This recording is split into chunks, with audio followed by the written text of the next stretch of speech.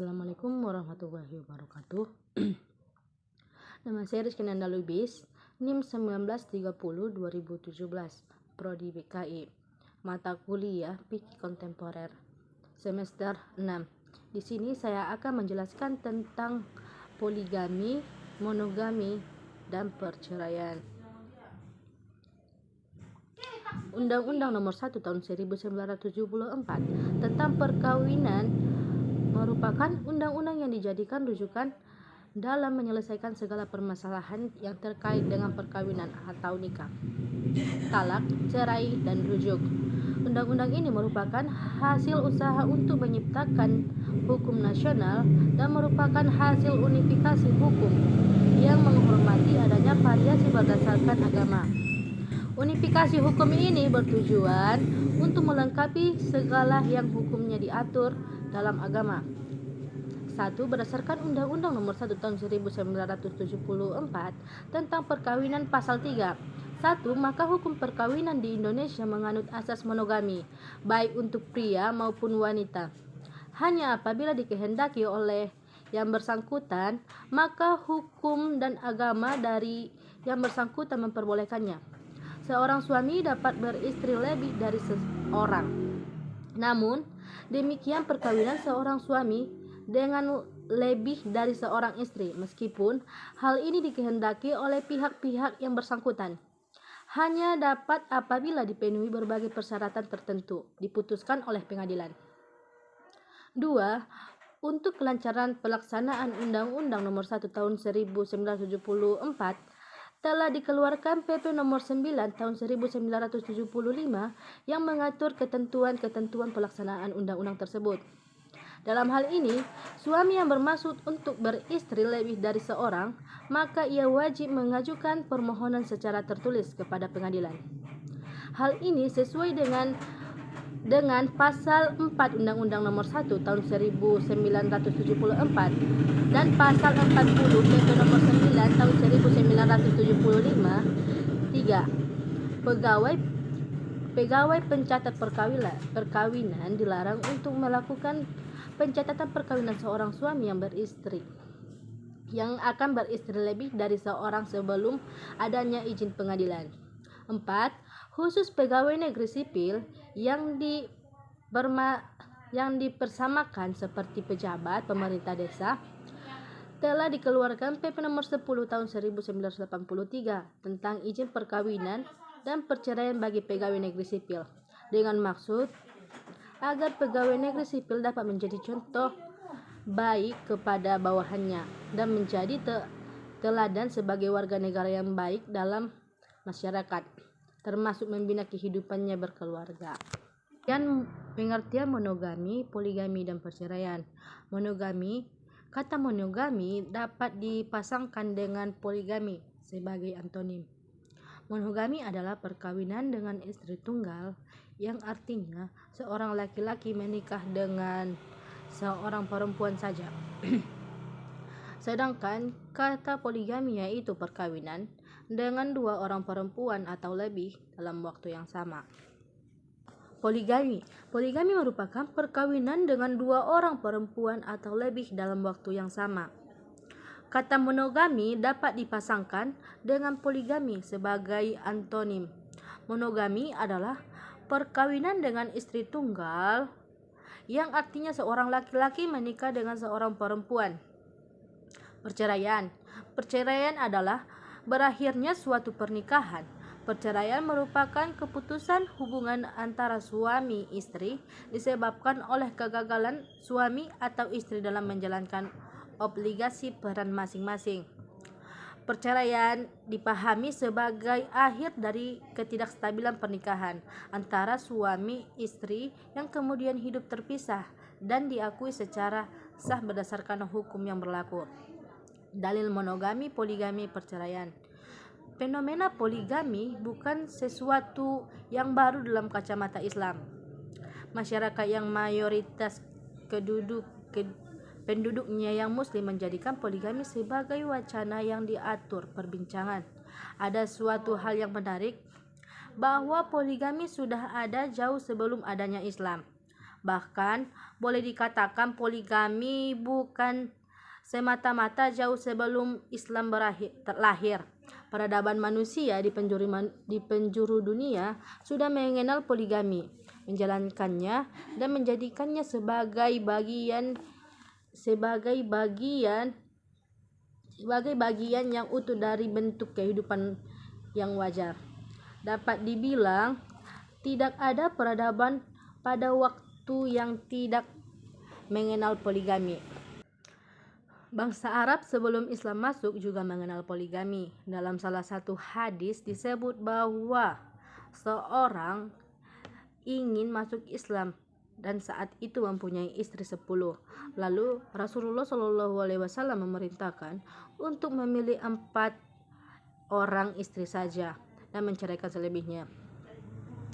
Al-Quran bahkan memberikan syarat kepada seseorang yang berpoligami untuk berlaku adil kepada istri-istrinya, sebagaimana firman Allah Subhanahu wa taala yang artinya, "Dan jika kamu takut tidak akan dapat berlaku adil terhadap hak-hak perempuan yang yatim, bila mana kamu mengawininya, maka kawinilah wanita-wanita lain yang kamu senangi, 2, 3, atau 4. Kemudian jika kamu takut akan dapat berlaku adil, maka kawinilah seorang saja atau budak-budak yang kamu miliki. Yang demikian itu adalah lebih dekat kepada tidak berbuat aniaya." Di Indonesia sendiri, syarat melakukan poligami sangat ketat sekali. Dapat dilihat dari Undang-Undang Perkawinan tahun 1974 dalam pasal 4 yang berbunyi, dalam hal seorang suami yang beristri lebih dari seorang bagaimana tersebut dalam pasal 3 ayat 2, maka ia wajib mengajukan permohonan kepada pengadilan di daerah tempat tinggalnya. Pengadilan yang dimaksud dalam ayat 1 pasal ini memberikan izin kepada seorang suami yang akan beristri lebih dari seorang apabila 1.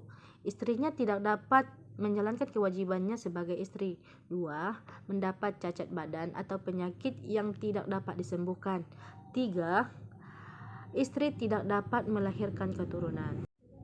Jika dilihat dari Undang-Undang Perkawinan tahun 1974, pasal 4 sangatlah terkesan rumit dan ketat. Kerumitan prosedur dan ketatnya syarat poligami inilah yang banyak menyebabkan praktik poligami di luar pencatatan perkawinan. Fazlur Rahman misalnya berpendapat bahwa laki-laki dan perempuan mempunyai kedudukan yang sama. Maka kenyataan bahwa laki-laki boleh mempunyai istri sampai 4 orang hendaklah mengalami secara menyeluruh. Ada syarat yang harus dilaksanakan, yaitu adil. Syarat ini diasumsi oleh Fazlur Rahman sebenarnya merupakan indikasi kiasan untuk menggambarkan bahwa laki-laki tidak dapat berbuat adil terhadap istri-istrinya. Sebagaimana firman Allah Subhanahu wa taala yang artinya, "Dan jika kamu tidak akan dapat berlaku adil di antara istri-istrimu, walaupun kamu sangatlah ingin berbuat demikian, karena itu janganlah kamu terlalu cenderung kepada yang kamu cintai sehingga kamu membiarkan yang lain terkatung-katung. Dan jika kamu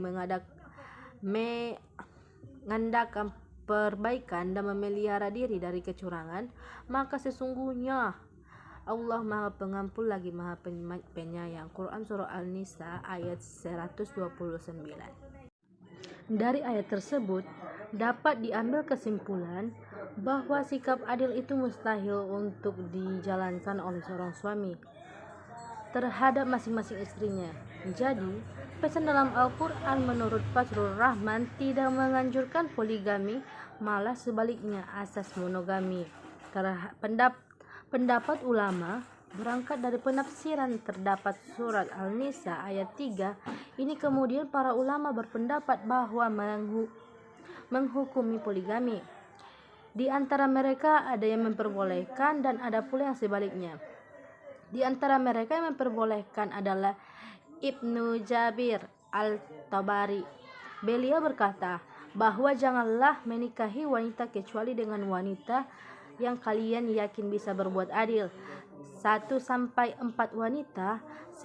Sebaliknya, kalau ada kekhawatiran atau tidak bisa berbuat adil, maka cukup nikahi seorang wanita saja. Sedangkan Al-Jassas berpendapat bahwa status melakukan poligami hanya bersifat boleh atau mubah. Kebolehan ini juga disertai dengan syarat kemampuan berbuat adil antara para istri. Untuk ukuran keadilan sendiri menurut Al-Jassas termasuk material seperti tempat tinggal, pemberian nafkah dan sejenisnya. Selain kebutuhan material juga dibutuhkan non-material seperti rasa kasih sayang. Namun dia mencatat bahwa kemampuan berbuat adil dalam bidang non-material sangatlah berat. Al-Sawkani berpendapat penafsiran ayat ini menghapus kebiasaan orang Arab pra-Islam yang menikahi wanita tanpa batas. Dengan ayat ini, maka boleh menikahi 4 wanita saja. Namun, kebolehan ini pun masih disyaratkan kemampuan berbuat adil dengan mengambil pendapat Ibnu Atiyah. Sawkani berkata, berarti kata kifun adalah prasangka atau keraguan, bukan keyakinan. Karenanya, barang siapa yang mempunyai prasangka tidak dapat berbuat adil, maka cukup nikahi 1 wanita saja. Hukum perkara sesungguhnya Allah Subhanahu wa taala tidak sekedar memperbolehkan poligami, akan tetapi Allah sangat menganjurkannya. Namun dengan 2 syarat harus terpenuhi, yaitu pertama, bahwa istri kedua, ketiga, dan keempat adalah para janda yang memiliki anak yatim. Kedua, harus terdapat rasa khawatir tidak dapat berlaku adil kepada anak-anak yatim, sehingga perintah poligami akan menjadi gugur ketika tidak terdapat 2 syarat tersebut. Walaupun sebenarnya perintah poligami itu dapat menguraikan berbagai kesulitan sosial yang dialami perempuan dalam hidup bermasyarakat. Antara lain, ada seorang anak laki-laki di sisi seorang janda akan mampu menjaga dan memelihara agar tidak terjatuh dalam perbuatan yang keji. 2. Pelipat gandaan tempat perlindungan yang aman bagi anak-anak yatim di mana mereka tumbuh dan dididik di dalamnya. Dan yang ketiga, keberadaan sang ibu di sisi anak-anak mereka yang yatim senantiasa tetap bisa mendidik dan menjaga mereka. Oleh karena itu, secara praktis dalam komplikasi hukum Islam pasal 55, 56, 57, dan 58 sebagai persyaratan bagi mereka yang ingin berpoligami. Dalam pasal 56 misalnya tersebut bahwa 1 suami yang hendaknya beristri lebih dari 1 orang harus mendapat izin dari pengadilan agama. 2. Perkawinan yang dilakukan dengan istri kedua, ketiga, atau keempat tanpa izin dari pengadilan agama tidak mempunyai ketentuan hukum. Dalam hal ini, Al-Quran juga memberikan beberapa ketentuan sebagai berikut. 1. Poligami diperbolehkan dalam kondisi yang tertentu. 2. Kebolehan poligami dibatasi dengan pembatasan, yaitu tidak boleh lebih dari 4 istri. Ketiga, pemberian hak yang sama pada masing-masing istri atau adil. Keempat, perizinan ini merupakan pengecualian dalam cara yang biasa, hikmah, monogami, poligami, dan perceraian. Hikmah, monogami, poligami, dan perceraian. Mengenai hikmah diizinkannya poligami dalam keadaan darurat dengan syarat berlaku adil antara lain ialah sebagai berikut. 1. Untuk mendapatkan keturunan bagi suami yang subur dan istri mandul. 2. Untuk menjaga keutuhan keluarga tanpa menceraikan istri, sekalipun istri tidak dapat menjalankan tugasnya sebagai istri, atau ia mendapat cacat badan atau penyakit yang tidak dapat disembuhkan. 3. Untuk menyelamatkan suami dari hiperseks, dari perbuatan zina, krisis akhlak, dan lainnya. 4. Untuk menyelamatkan kaum wanita dari krisis akhlak yang tinggal di negara atau masyarakat yang jumlahnya wanitanya jauh lebih banyak dari kaum pria. Sedangkan hikmah Nabi Muhammad SAW diizinkan beristri lebih dari seorang, bahkan melebihi jumlah maksimal yang diizinkan bagi umatnya adalah sebagai berikut. Untuk kepentingan pendidikan untuk kepentingan pendidikan dan pengajaran agama. 2. Kepentingan politik untuk mempersatukan bangsa Arab dan menarik mereka masuk ke dalam Islam. Ketiga, untuk kepentingan sosial dan kemanusiaan mengenai perceraian. Islam memandangnya sebagai perbuatan hal yang paling dibenci agama, sebagaimana hadis Nabi Muhammad SAW yang diriwayatkan oleh Abu Daud, Ibnu Majah, dan Al-Hakim dari Ibnu Umar. Perbuatan halal yang paling dibenci Allah adalah perceraian. Hal ini disebabkan oleh perceraian itu bertentangan dengan tujuan perkawinan, dan perceraian itu membawa dampak yang negatif terhadap bekas suami, istri, dan anak-anak.